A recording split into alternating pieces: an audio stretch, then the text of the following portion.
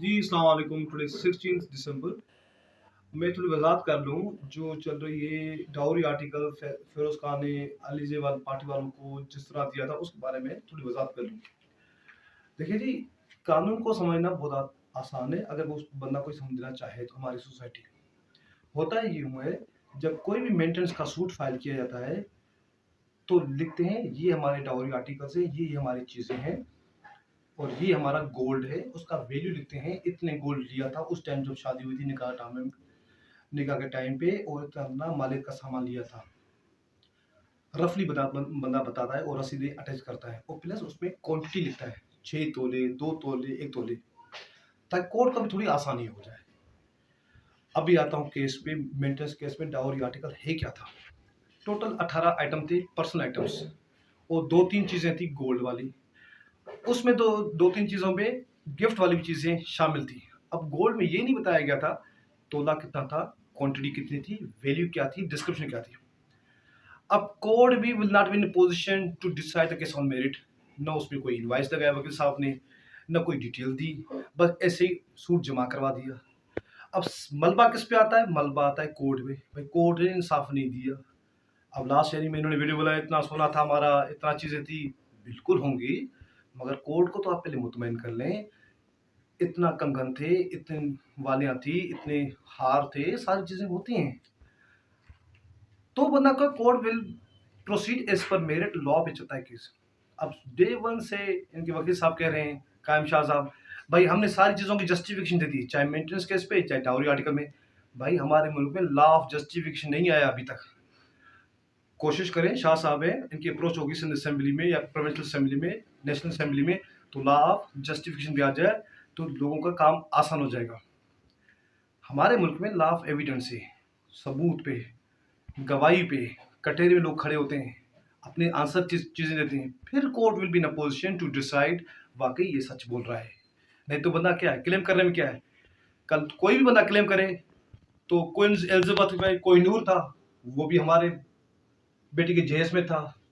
10 हीरे थे south Africa के, वो भी हमारी बेटी में जहेज में थे। मैं जनरल कॉन्टेक्स्ट की बात कर रहा हूँ।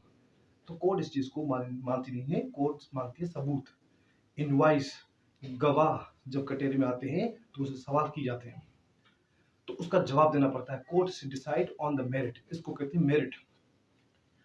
अभी आते हैं कोर्ट का बेल का, जो वॉलंटरी दिया जाए। हमें बताया गया था, वकील साहब ने कहा था वॉलंटरी नहीं, तो वो हमें पर्सनल चीजें, भाई पर्सनल चीजें थी आपकी, मगर कोर्ट ने मेरिट नहीं चली उस पर, केस प्रोसीडिंग नहीं चला था, तो हमने आउट अपने विश के साथ आपने कहा था केस आप इतनी मेहनत नहीं करो, आपको ये आधी चीज हमें वैसे ही दे देते। तो इन गुडविल गेस्चर होता है।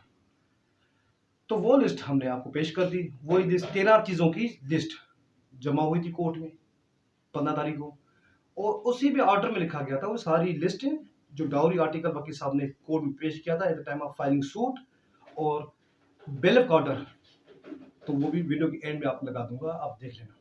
तो होता क्या है, जब 13 चीजों की डिस्क्रिप्शन थी, अब वकील साहब को पता है ये 13 चीजें एक सुजुकी का सामान है, ये लेके आए कंटेनर, अब दोस्त का था, अपना था, कंटेनर की कॉस्ट ही लेके आए थे।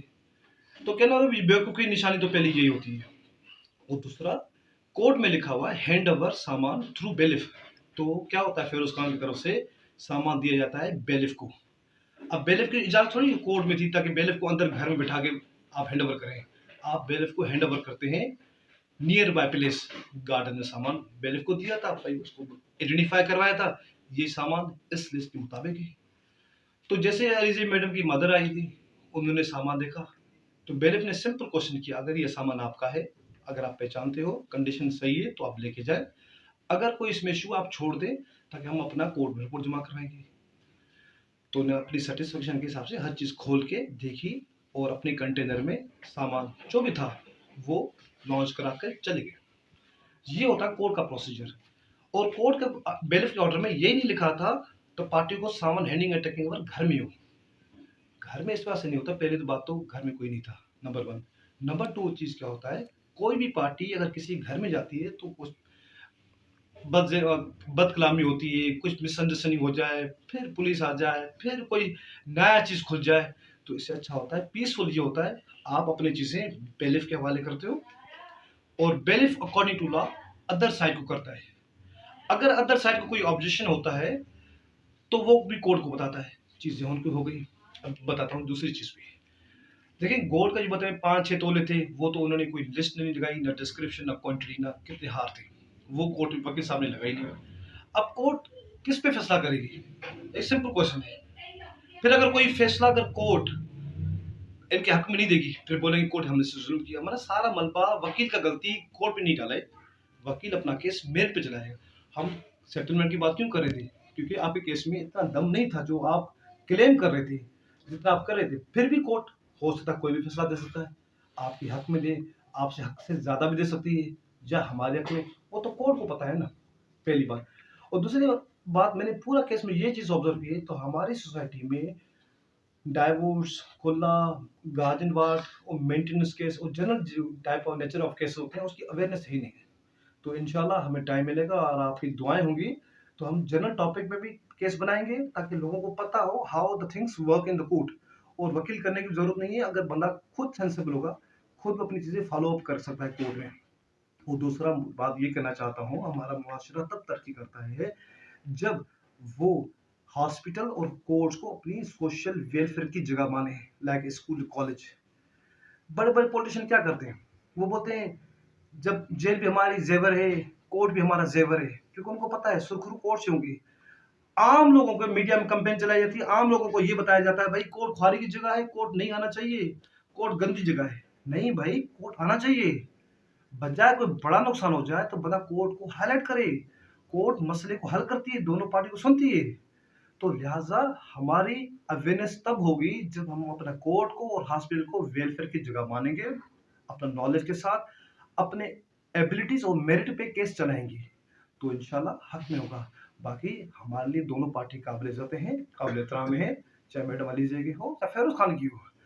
तो अभी कोर्ट में डिसाइड चल रहा है। हमने तो ऑफर की थी ऑफ द रिकॉर्ड 15 लाख इनको, तो उन्होंने कहा था ईयर 15 लाख। दो बच्ची, एक 8 साल की है बच्ची आत्मा, 3.5 साल का सुल्तान है। इन दोनों का खर्चा 15 लाख इज इनफ। अब हमारे मुल्क में डिफॉल्ट होने वाला है, या तो बंदे डिफॉल्ट होंगे। इवन गवर्नमेंट जो मुलाजिम है तो उनको भी सैलरी बंद हो जाएगी अगर डिफॉल्ट हमारा मुल्क हो जाता है, या आधी सैलरी हो जाएगी। तो कोरोना का टाइम था, 6-6 महीने लोगों को बैंकों को डिफॉल्ट किया था, तो क्या लीगल एक्शन हुआ था? क्योंकि ऐसी चीजें आ जाती हैं, कोरोना का टाइम चीजें स्टक हो जाती हैं तो बंदा डिफॉल्ट करता है।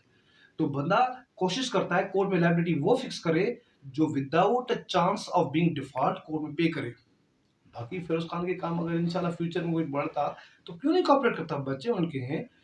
अलीजी madam was ex partner, though she is respectable to the Feroze Khan and Feroze Khan family is still respectable. She after all she is the mother of the minors Sultan Fatima. तो हमारे रिस्पेक्टेबल है। मगर दूसरी बात मैं कह दूं, 15 दिसंबर को मैडम हुमायमा, अलिशबा, हाशिम और उनके जो अली मलिक है वो मिलना चाहते बच्चों से। According to law application file की, उनको था ऑब्जेक्शन। तो जैसा आपने कहा चलो भाई आपको ऑब्जेक्शन है, आप ऑब्जेक्शन 20 दिसंबर को बताना, फिर उस हिसाब से हम डिसाइड कर लेंगे। ये होता है कोर्ट में तरीकेकार। फिर ऑब्जेक्शन के बाद जो ऑर्डर होगा मिलना दिया जाएगा, 10 दिन की वेकेशन के लिए मिलना दिया जाएगा या ना दिया जाएगा। ये होता है कोर्ट का खूबसूरती। अभी इनको अगर बेल का सामान या सामान साइड पे पड़ा हो, इनका अगर ऑब्जेक्शन था तो सामान लेते ही नहीं। बेलिफ को बोलते हैं भाई आप कोर्ट में हम ऑब्जेक्शन जमा करेंगे, और कोर्ट को कहेंगे ये सामान हमें घर में दिया जाए, तो बंदा अलोकेट करते, घर में भी दिया जाता था। मगर कोर्ट अपनी कभी रिस्पॉन्सिबिलिटी अपने शोल्डर्स में नहीं लेती है। सारी रिस्पॉन्सिबिलिटी बेलिफ को हैंड ओवर होती है, और बेलिफ सामान एक हाथ से लेता है और दूसरे हाथ से देता है। ये बहुत है प्रोसेस।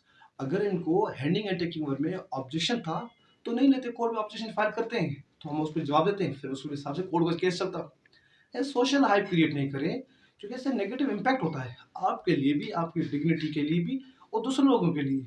कोर्ट को एक गलत जगह करार ना दें। Court is the place of the welfare. लोगों का मसला हल होता है। इंशाल्लाह आप लोगों का भी मसला हल हो जाएगा एज पर मेरिट। हम तो कोशिश कर रहे थे कंप्रोमाइज हो जाए, सेटलमेंट हो जाए मेंटेनेंस अमाउंट पे, मगर आपने कहा था बहुत ज्यादा इनकम कर रहा है Feroz Khan.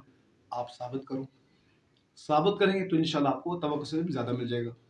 And for any questions you have legal awareness, write down in comments my YouTube channel Faikal Jagnani, and I will respond it properly. It will my obligation and my duty of being a lawful member of the society to respond the question of the people, because people are now interested to learn the law. Thank you.